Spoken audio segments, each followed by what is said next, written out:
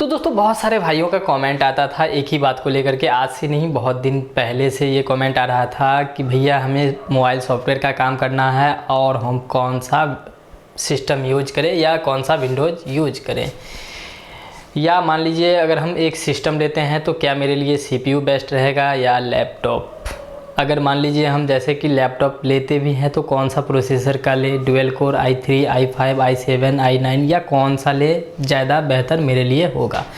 तो दोस्तों आज का जो वीडियो होगा इसमें हम बस यही सब कंप्लीट जानेंगे कि आखिर हमें किस तरह का PC लेना चाहिए और क्या हमें लैपटॉप लेना चाहिए या कंप्यूटर लेना चाहिए।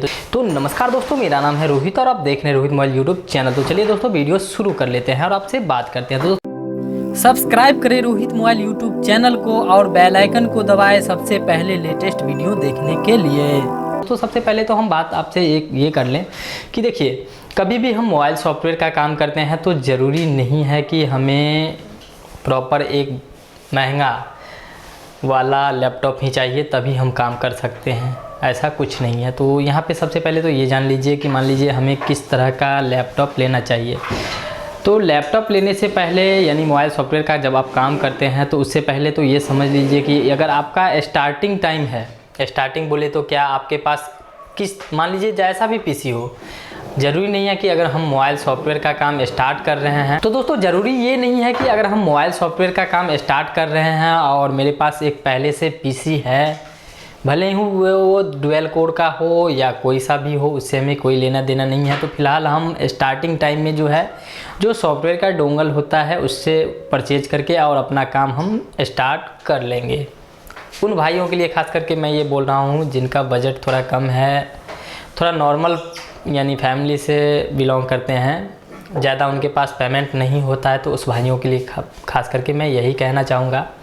और देखिए यहाँ पे जिस तरह से आप काम धीरे धीरे बढ़ाते हैं उसके बाद आप थोड़ा उठ करके लैपटॉप ले लीजिए। लेकिन आप मान लीजिए यहाँ पे लेते भी हैं तो किस तरह का लेना है वो भी आगे मैं बात करने वाला हूँ, क्योंकि मुझे इस तरह का बहुत ज़्यादा कमेंट आता है कि भैया हमें UMT प्रो डोंगल लेना है, हम कौन सा लैपटॉप लें।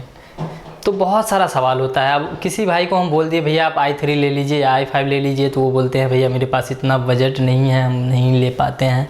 और वो तत्काल ये भी सोच लेते हैं कि हम यहाँ पे अब मोबाइल सॉफ्टवेयर का काम नहीं कर पाएंगे। तो ऐसा कुछ नहीं है मेरे भाई, ठीक है। और यहाँ पे एक बात और बता दूँ, आप लोगों को क्लियर कर दूँ कि अगर आप सॉफ्टवेयर का काम करना चाहते हैं और आपके पास कोई डोंगल या बॉक्स नहीं है तो भी आप काम कर सकते हैं, क्योंकि मार्केट में बहुत सारा जो क्रैक है होता है ना, क्रैक जैसे कि मिरेकल का क्रैक हो गया, MRT का क्रैक हो गया, और बहुत सारा ऐसा फ्री टूल्स भी आपको देखने को मिल जाएगा। यूट्यूब पे हो या गूगल पे हो, तो बहुत सारे जगह से हम डाउनलोड कर लेते हैं और फ्री में बहुत सारा फ़ोन अनलॉक कर लेते हैं। लेकिन सबसे पहले क्या होना चाहिए पता है, मेरे अंदर एक हौसला होना चाहिए। यानी हम ये सोच लेंगे तत्काल कि हमें इस काम को करना है, यानी इस काम को अंजाम देना है। तो अगर हम सोच लेंगे कि मान लीजिए मेरे पास एक वीवो का फ़ोन आया है और उस फ़ोन को हमें हर हाल में अनलॉकिंग करना है, मेरे पास अगर डोंगल नहीं है फिर भी हम उस फ़ोन को अनलॉकिंग कर लेंगे। मैं फ़िलहाल इसलिए ये बोल रहा हूँ कि मैं बहुत दिनों से काम कर रहा हूँ और बहुत सारे तरीके से अनलॉक कर लेता हूँ, तो इसलिए बोल रहा हूँ। लेकिन अगर आप नए हैं फिर भी थोड़ा सा कोशिश कीजिए दोस्तों, तो आप अनलॉक कर सकते हैं, ठीक है।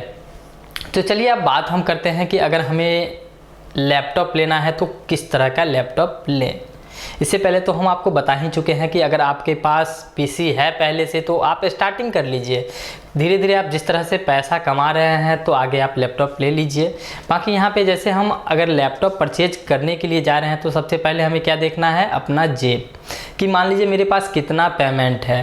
अगर 30,000 रुपया या 35,000 रुपया हम लगाते हैं तो नॉर्मली i3 लैपटॉप हमें मिल जाएगा, जो कि i3 में जो भी अभी जनरेशन चल रहा है। कोशिश कीजिए दोस्तों, देखिए भले ही आप i3 ले रहे हैं या i5 ले रहे हैं, जो भी ले रहे हैं, लेकिन जो अभी का जनरेशन चल रहा है उस हिसाब से लीजिए, क्योंकि ज़्यादा बेटर रहेगा। अब कुछ भाइयों का यहाँ पे ये भी सवाल है कि क्या हम i3 ले लेंगे या डुअल कोर मेरे पास पहले से है तो उसमें काम होता है या नहीं होता है। तो मैं एक बात यहाँ पे ये भी बताना चाहूँगा कि मेरे पास डुअल कोर का भी लैपटॉप है, i3 भी है, मेरे पास डेस्कटॉप भी है एक आध दो पीस, तो हम सब में काम कर लेते हैं। ज़रूरी नहीं है कि मेरे पास डुअल कोर का लैपटॉप है और उसमें काम नहीं होगा। तो दोस्तों यहाँ पे जो है जैसे कि मेरे पास जो है लैपटॉप है, तो यहाँ पे आपको मैं दिखाना चाहता हूँ मेरे पास फ़िलहाल 2 लैपटॉप है, 2 नहीं दोस्तों 3 लैपटॉप है। जैसे कि मेरा जो तीसरा लैपटॉप है वो शॉप पे ही पड़ा हुआ है, और वो लैपटॉप जो था वो सबसे पहले मैं लिया था, तो वो तोशिबा का लैपटॉप था। और उस लैपटॉप के अंदर जो है दोस्तों तकरीबन 320 GB हार्ड डिस्क था, 2 GB रैम था और डुअल कोर प्रोसेसर था।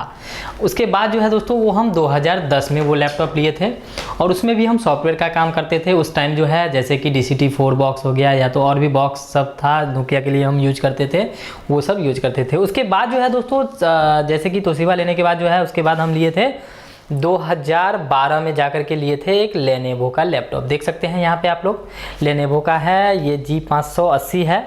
और उस दिन के बाद जो है यानी 2012 में लिए हैं और अभी तक हम इस लैपटॉप को यूज कर रहे हैं।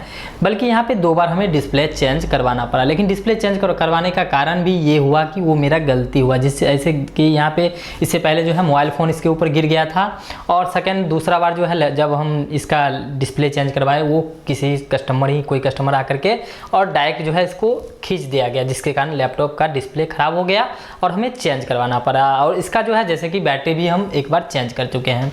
ये हो गया दोस्तों, डुअल कोर प्रोसेसर में है, 2 GB रैम है और इसका जो है 500 GB हार्ड डिस्क है।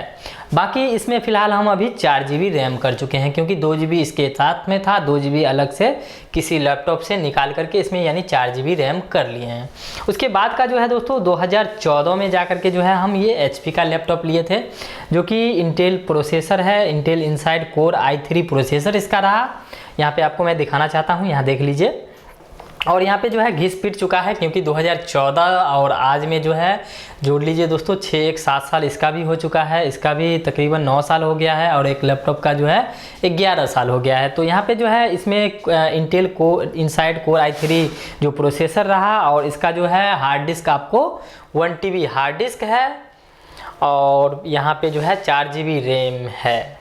तो बस यही लैपटॉप है अभी तक मेरे पास। वैसे बहुत जल्द जो है हमें एक लैपटॉप लेना होगा, क्योंकि इस लैपटॉप के बाद भी हमें प्रॉब्लम होता है काम करने में। तो एक अच्छा सा लैपटॉप अपना बजट देख करके बहुत जल्द हम लेने वाले हैं, तो उस पर भी आप लोगों के साथ एक वीडियो ज़रूर शेयर करेंगे कि हम कौन सा लैपटॉप लेते हैं, जा करके उसके बारे में प्रॉपर हम आप लोगों के साथ वीडियो शेयर कर देंगे। तो फिलहाल जो मेरा सॉफ्टवेयर का काम होता है या हम जो वीडियो रिकॉर्ड करते हैं, तो यहाँ पे इसी PC के अंदर हम फिलहाल कर लेते हैं, जो कि यहाँ पे इंटेल का जो ये इनसाइड कोर i3 जो है 1 TB 4 GB रैम में। उसके बाद मैं दिखाना चाहता हूँ यहाँ पे जो है मेरे पास एक डेस्कटॉप भी है। देख लीजिए दोस्तों, डेस्कटॉप यहाँ पे पड़ा हुआ है, देख लीजिए इधर।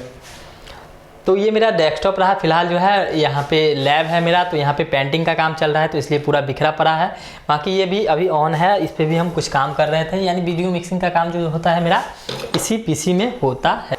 और एक और डेस्कटॉप है मेरे पास, जो कि हम इससे पहले 2013 में लिए हुए थे और ये 2016 में लिए। तो मेरे पास 2 डेस्कटॉप और 3 लैपटॉप अभी तक मेरे पास अवेलेबल है।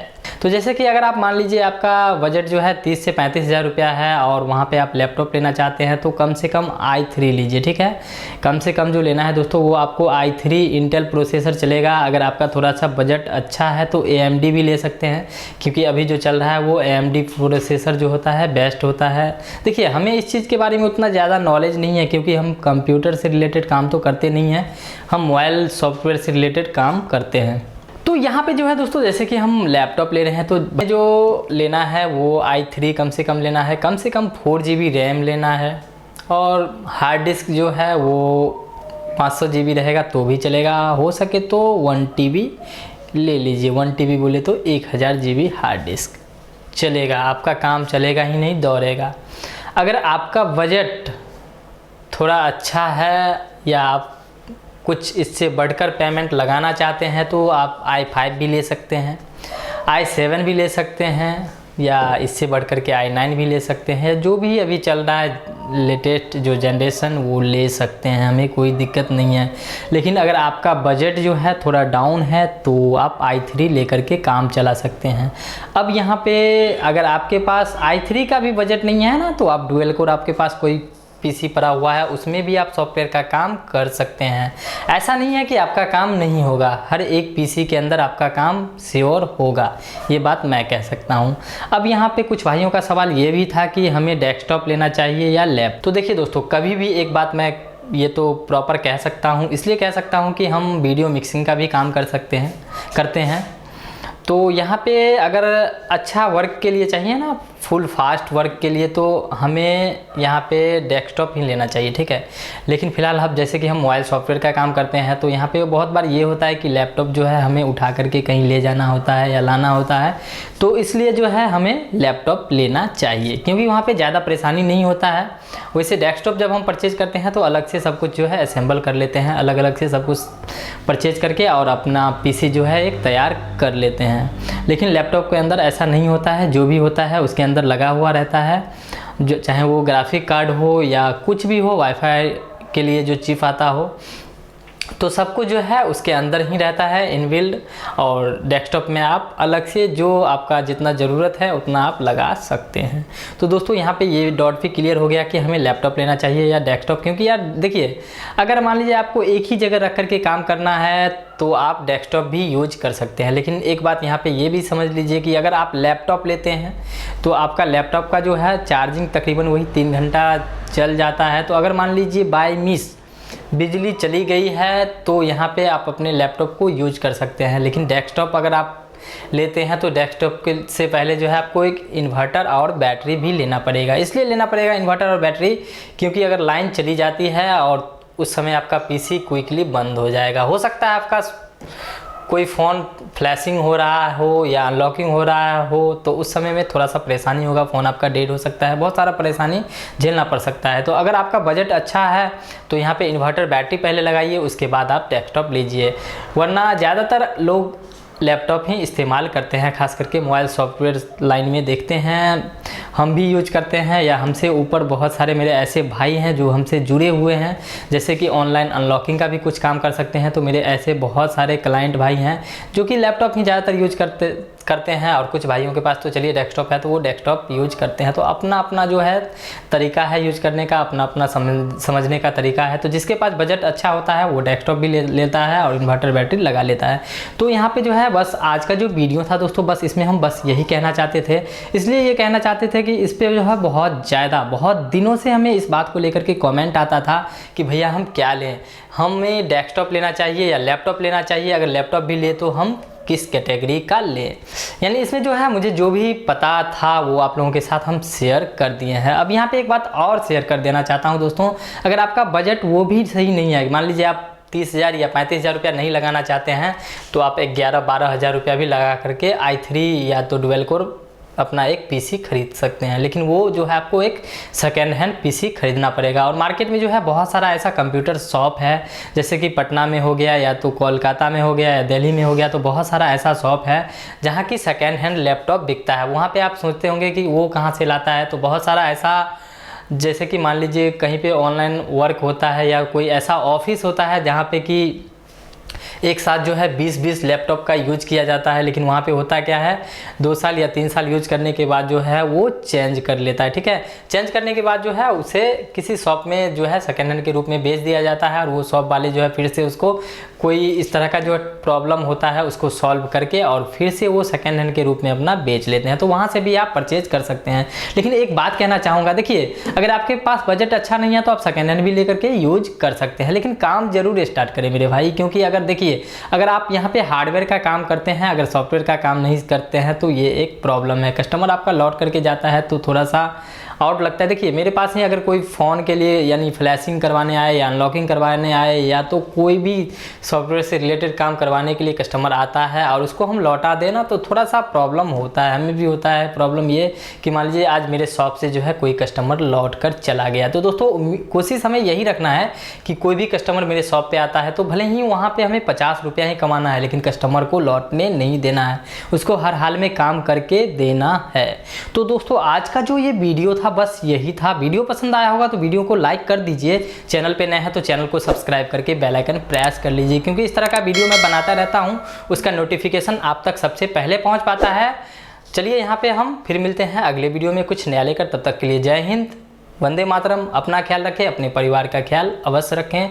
कोशिश अब रहेगा कि आप लोगों के लिए मैं कंटिन्यू वीडियो लाता रहूं, क्योंकि बीच में मेरे साथ कुछ प्रॉब्लम हो गया है और हम लाइव आके आप लोगों के साथ कुछ बातें भी शेयर कर चुके हैं, तो आप लोगों को पता ही होगा। इसलिए तकरीबन जो है आज 11 रोज से बहुत कम आ रहा था। तो चलिए इसके लिए क्षमा चाहता हूँ दोस्तों। क्षमा क्या, यहाँ पे प्रॉब्लम हो गया था जिसके कारण नहीं आ रहा था। चलिए फिर मिलते हैं।